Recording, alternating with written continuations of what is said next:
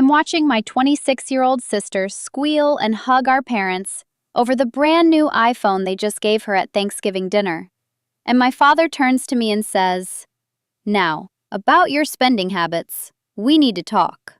I'm 29. I make six figures. I own my own home.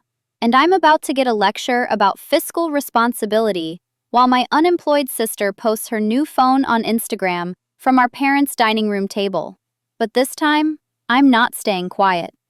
This time, I have something to say that's going to change everything. My name is Sarah. I'm the older daughter in a family where birth order should have meant something, but instead, it meant nothing. Because my younger sister Amber was born with some kind of gravitational pull that made everyone orbit around her, while I spun off into the cold, dark void of being constantly overlooked. This Thanksgiving was supposed to be normal. Well, normal for us, which meant Amber would be the center of attention, while I existed somewhere in the peripheral vision of family gatherings. I'd driven 6 hours from Chicago to my parents' house in rural Indiana for this dinner, leaving behind a job I loved and an apartment I'd worked hard to afford, because family is family, and you show up, even when showing up means being invisible. But let me back up, because this moment, this phone, and this lecture, and what happened next, it was built on 29 years of a pattern so consistent, it might as well have been written into our family DNA. Amber has always been the special one, the baby, the sensitive one, the one who needed extra care, and extra attention, and extra everything. She was diagnosed with anxiety and ADHD as a teenager, which became the explanation for why she needed more support, more patience, more resources, more grace. I don't doubt that she struggled. Anxiety is real. ADHD is real. But somewhere along the way, those diagnoses became permission for her to never have to fully grow up, and permission for my parents to never expect her to. Meanwhile, I was the healthy one, the capable one, the one who didn't need help because I could figure things out myself. I made good grades without tutors. I got into college without a consultant. I built a career without connections, and every single achievement was met with a nod and a, "That's nice," before the conversation pivoted back to whatever Amber was dealing with that week. When I graduated high school with honors, my parents took me to dinner at the local Olive Garden. When Amber graduated with a C average 2 years later, they threw her a massive party with a DJ and a cake that cost $300 because she worked so hard and we're so proud she made it. When I got accepted to a good state university with scholarships covering 70% of tuition, my parents said congratulations and told me they could contribute $5,000 a year to help with the rest. When Amber got accepted to a mediocre private art school that cost $48,000 a year, my parents refinanced their house to pay for it because she needs to pursue her passion. I worked 20 hours a week throughout college and graduated with $32,000 in student loan debt. Amber changed her major 4 times, took 6 years to graduate, and came out with 0 debt and a degree in graphic design she's never used professionally. The pattern was so ingrained that I almost didn't notice it anymore. Almost. But every time I achieved something significant and got a lukewarm response, while Amber got celebrated for doing the bare minimum, it stung. Every single time. After college, I moved to Chicago for a job in data analytics at a tech company. Good starting salary, great benefits, real room for advancement. I found a studio apartment I could barely afford and started the grind of building a career in an expensive city. Amber moved back home after graduation. She tried freelance graphic design for about 6 months, decided it was too stressful, and then spent the next 3 years working part-time at a boutique while living with my parents rent-free. I called home every week. My parents would ask me generic questions about work and weather before spending 45 minutes updating me on Amber's life, her job struggles, her relationship drama, her latest creative project that she was really excited about this time.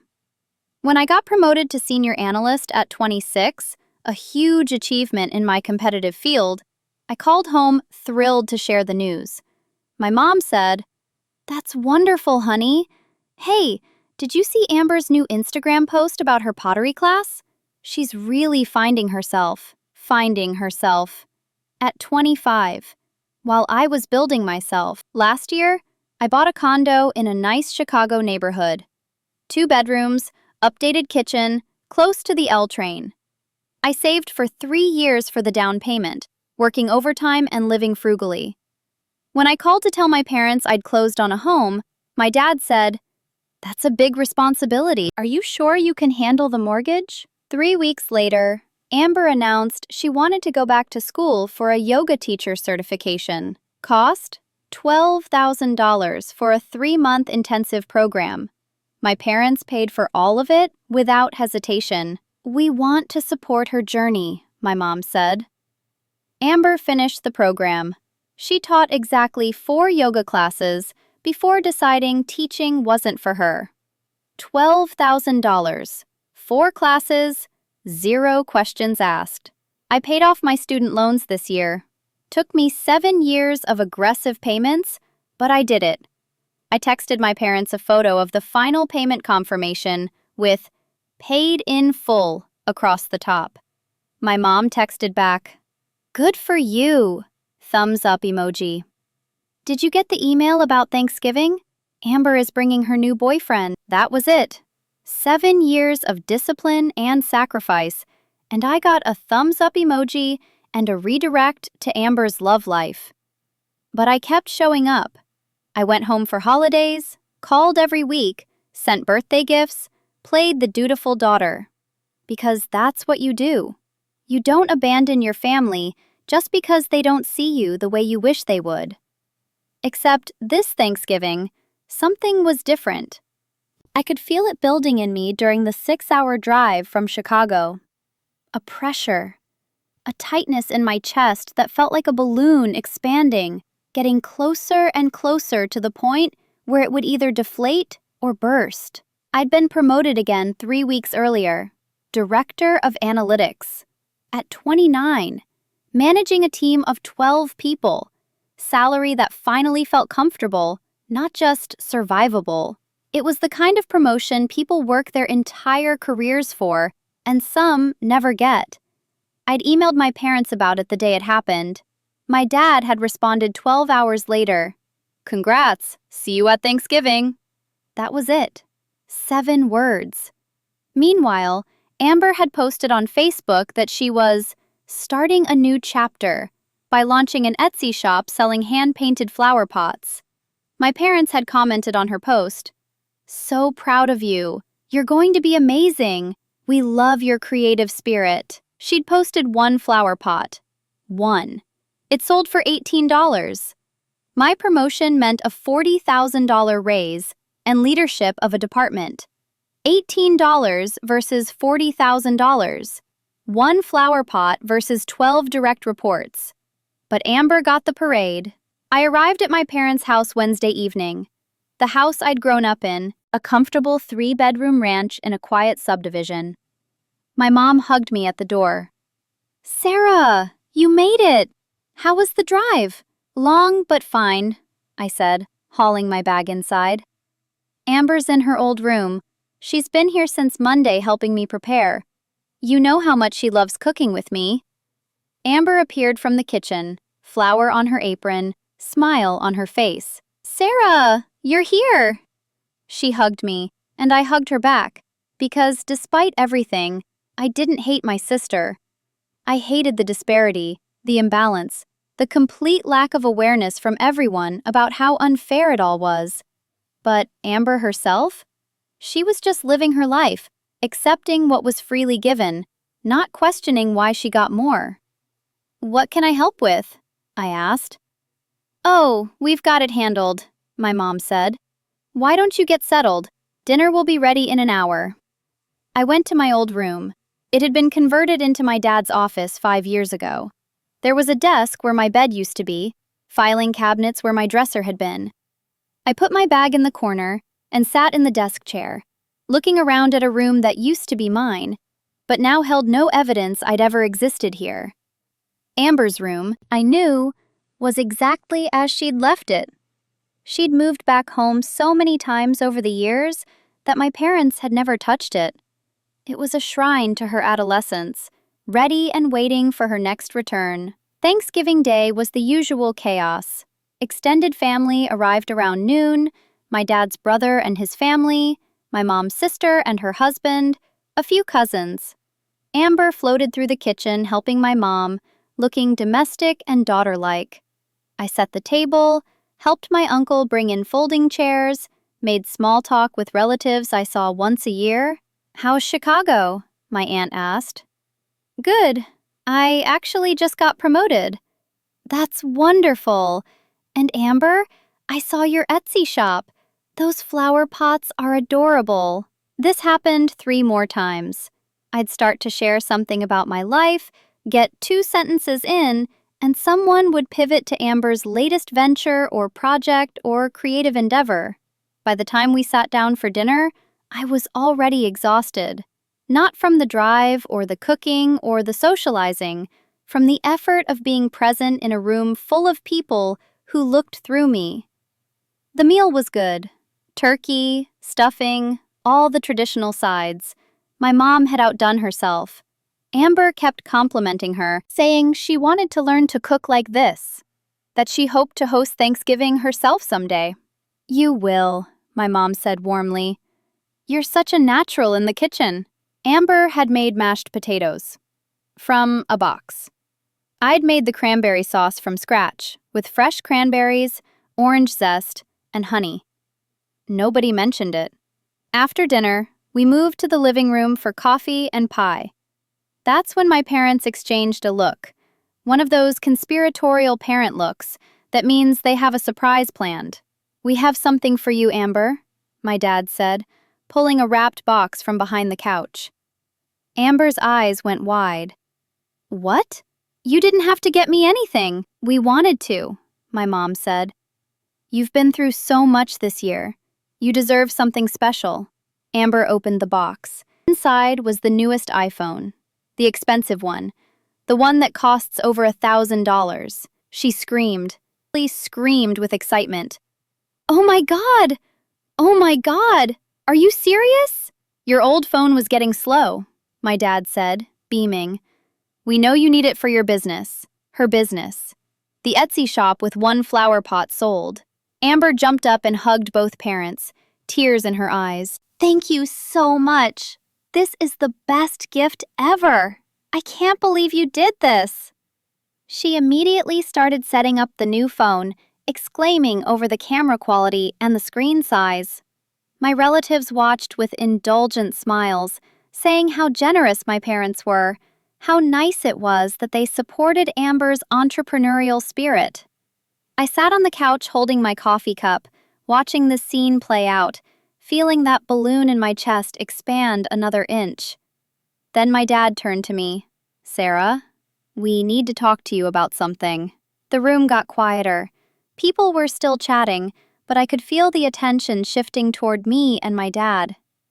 "We've been concerned about your spending," he said. I blinked. "My spending? You bought that condo," my mom chimed in. "That's a huge financial commitment. We worry you're overextending yourself." "I can afford my mortgage," I said carefully. "But Chicago is so expensive," my dad continued. "And you're living alone. That's a lot of overhead for one person. We just think you need to be more careful with money, more responsible." The balloon was stretching now, tight. "We don't want you to end up in financial trouble," my mom added. "You need to think long-term, save more, spend less." Amber was still playing with her $1,000 phone across the room. "I have savings," I said. My voice sounded distant to my own ears. "How much?" my dad asked. The question hung in the air. My relatives had stopped their conversations. Everyone was listening now. "That's personal," I said. "We're family," my mom said. "We're just trying to help. You've always been so independent, but sometimes you need guidance." And that's when it happened. The balloon didn't deflate. It burst. $68,000, I said. My dad frowned. What? I have $68,000 in savings, I said louder. In a high-yield savings account. That's not counting my 401k, which has $92,000 in it, or my investment portfolio, which has $31,000. In total, I have $191,000 in assets. The room went completely silent. I bought my condo with a 20% down payment that I saved myself. My mortgage is less than 30% of my take-home income. I paid off $32,000 in student loans this year, the final payment on loans I accumulated because you could only contribute $5,000 a year to my education. My mother's face was white. Sarah, I make $147,000 a year, I continued. I was standing now, though I didn't remember standing. I was just promoted to Director of Analytics.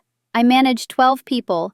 I've increased my department's efficiency by 42% this year. I am financially secure. I am professionally successful. I am completely, utterly fine. I turned to look at Amber, who was frozen with her new iPhone in her hands. Amber, how much do you make? She didn't answer. How much? I pressed. I work part-time, she mumbled. How much? Maybe 20 hours a week, $15 an hour. So roughly $30,000 a year, I calculated. Before taxes, while living at home, rent-free. I looked at my parents. You just gave her a $1,000 phone because she sold one flower pot. You paid for a $12,000 yoga certification she used 4 times. You paid for 6 years of private school where she changed majors 4 times. You refinanced your house to pay for her education. She needed support, my mom started. And I didn't? My voice cracked. I didn't need support? I didn't deserve a celebration when I graduated? I didn't deserve help when I was working 20 hours a week and going to school full-time? I didn't deserve congratulations when I bought a home? You were always so capable. No, I cut my dad off. I was always so ignored. There's a difference. I was capable because I had to be. Because you were too busy worrying about Amber to notice I needed anything. The room was suffocating in its silence. My uncle looked uncomfortable. My aunt was staring at her hands. My cousins were looking anywhere but at me. 3 weeks ago, I got promoted, I said. The email I sent you? I was excited. I was proud. I wanted to share that with you. Do you know what you said? My dad opened his mouth, but nothing came out. You said, "Congrats, see you at Thanksgiving." 7 words. But when Amber posted about her Etsy shop, you wrote a paragraph about how proud you were. One flower pot sold for $18 got more enthusiasm than my $40,000 raise. We didn't know. My mom's voice was small. You didn't ask, I said. You never ask. You never see me. I am invisible in this family unless I'm useful. I set tables. I bring chairs. I exist in the background while Amber gets applause for showing up. Amber was crying now. I didn't know you felt this way. How could you know? I said, and my voice was softer now. Nobody told you. Nobody held you accountable. Nobody expected you to grow up because everyone was too busy making excuses for why you couldn't. I looked at my parents. I love you, both of you, but I can't keep doing this. I can't keep coming home and being lectured about money while you throw thousands of dollars at Amber for hobbies she abandons. I can't keep being told I need to be more responsible while watching you enable her to never be responsible at all. Sarah, please. My mom reached for me. I'm not done, I said, stepping back. I'm not trying to hurt anyone. I'm trying to be honest. Finally, after 29 years of swallowing it, after 29 years of believing that maybe I was the problem, maybe I was too sensitive, maybe I was imagining the disparity, I pulled out my phone. I'd prepared for this moment without consciously realizing it. I'd saved emails, texts, screenshots. Evidence of the pattern I'd finally stopped being able to ignore. I documented it, I said. The last 5 years. Every time I shared something significant and got a minimal response. Every time Amber shared something minor and got celebrated. Every financial gift you gave her that you never offered me. Every time you canceled plans with me because Amber needed something. I started reading.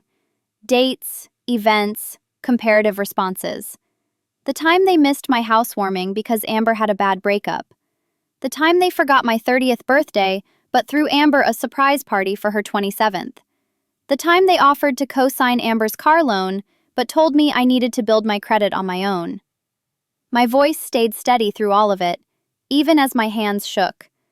When I finished, I looked up. My dad had tears on his face. My mom was openly crying. Amber was curled into herself on the couch, mascara running. My aunt stood up. I think we should give you all some privacy. The extended family filed out quietly, gathering coats and leftovers, hugging my parents, touching my arm gently as they passed. My uncle paused beside me. You weren't wrong, he whispered.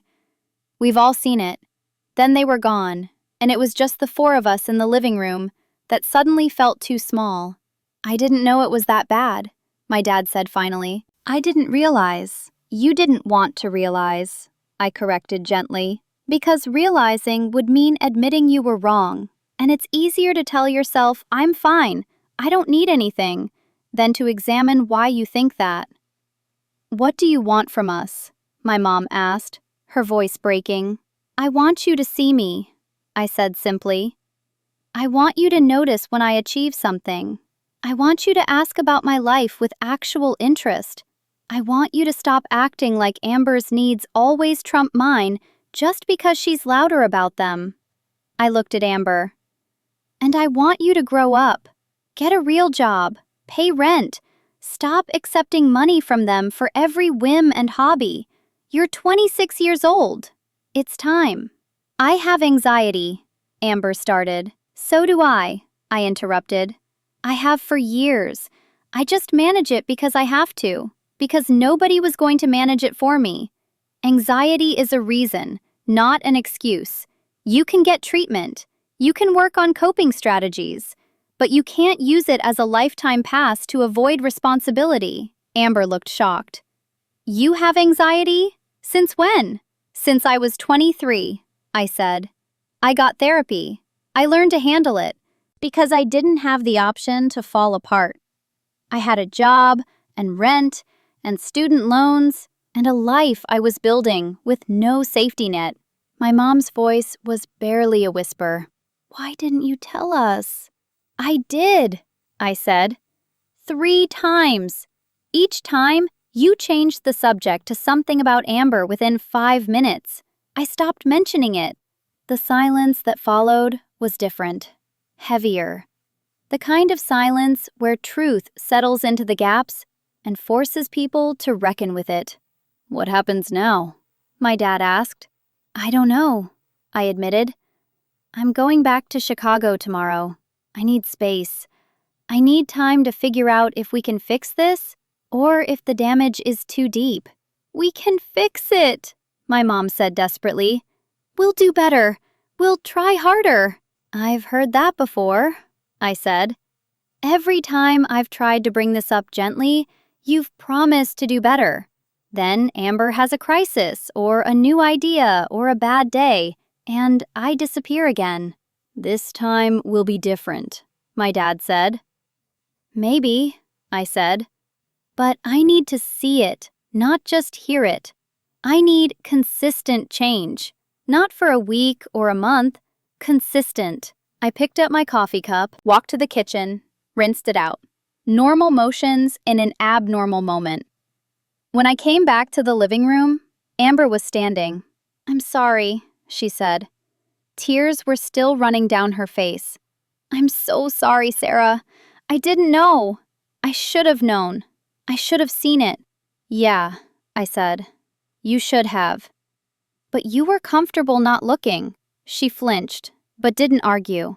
I went to my dad's office, my former bedroom. and packed my bag. It took 10 minutes. I'd barely unpacked. When I came back downstairs, my parents were sitting on the couch together, holding hands. They looked old suddenly. Fragile. "I love you," I said. "I need you to know that. I'm not doing this because I don't love you. I'm doing this because I do. Because I want to have a relationship with you that doesn't require me to make myself small." "We love you too," my mom said. "We're so sorry." "I know you are," I said. "Now show me." I drove back to Chicago that night instead of waiting until Friday as planned. 6 hours in the dark, music off, just the sound of the highway and my own thoughts. I cried somewhere around the Illinois border. Big, gasping sobs that I had to pull over for because I couldn't see the road. Tears for the little girl who'd always wondered why she wasn't enough. For the teenager who'd worked so hard for approval that never came. For the adult who'd finally said the thing that needed to be said. But underneath the tears was something else. Something that felt like relief, like freedom. Like the balloon had burst and I could finally breathe. I got home to my condo at 2 in the morning, dropped my bag by the door, stood in my living room, in my home, that I'd bought with my money that I'd earned, and felt something settle into place. I texted my best friend Maya. I did it. I told them everything. She responded immediately, despite the hour. "Finally! How do you feel?" I thought about it, typed and deleted 3 responses, finally settled on the truth. Free. The next day, I got a text from my dad. "Your mother and I are starting family therapy. We'd like you to join us when you're ready." Then one from Amber. "I got a job interview, full-time. I'm scared, but I'm doing it." And one from my mom. "I'm sorry isn't enough, but I'm so proud of you, Sarah, for everything you've accomplished, for the woman you've become. I should have told you that 1,000 times before now." I didn't respond right away. I needed time. But I saved the messages. It's been 3 months since that Thanksgiving. 3 months of weekly phone calls with my parents where they actually ask about my work, my life, my goals. 3 months of my mom sending me articles she thinks I'd find interesting instead of just forwarding things about Amber. 3 months of my dad calling just to say hi, not because he needs something. Amber got that job. She's been there 2 months now. She's paying my parents minimal rent, just $200 a month, but it's a start. She sold 3 more flower pots on Etsy, and when my mom told me about it, she said, "That's nice. How's your project at work going?" The shift is small, incremental. Some days it feels like genuine change. Other days it feels performative, like they're trying to prove something rather than actually seeing me differently. I'm still in therapy, working through decades of feeling invisible. My therapist says what I did at Thanksgiving was healthy boundary setting. She also says it's okay to protect my peace by maintaining distance if the pattern doesn't truly change. I don't know yet if it will. Real change is slow, but at least now they know. At least now they can't claim ignorance. At least now, when they choose to overlook me, it's a conscious choice, not a default. And if they make that choice, if the pattern reestablishes itself once the guilt wears off, then I know I can walk away. Because that Thanksgiving, that moment when I finally spoke up, finally laid out the evidence, finally refused to be invisible, it taught me something crucial. I don't need them to see my worth. I already know it. I have a career I built myself, a home I saved for, financial security I created through discipline and hard work, friends who actually show up, a therapist who helps me process, a life that's entirely mine. My parents' inability to recognize all of that, that's their loss, not mine. Amber's acceptance of favoritism without question, that's her growth to work on, not mine. I spent 29 years trying to earn equal treatment, trying to achieve enough, be impressive enough, succeed loudly enough that they'd finally notice. But the problem was never my volume. It was their selective hearing. And I can't fix that. Only they can. So now I focus on the people who do hear me. The colleagues who celebrate my promotions. The friends who ask how I'm doing and actually listen to the answer. The life I've built in Chicago that belongs completely to me. Do I miss what we could have been as a family? Every day. But I don't miss being invisible anymore.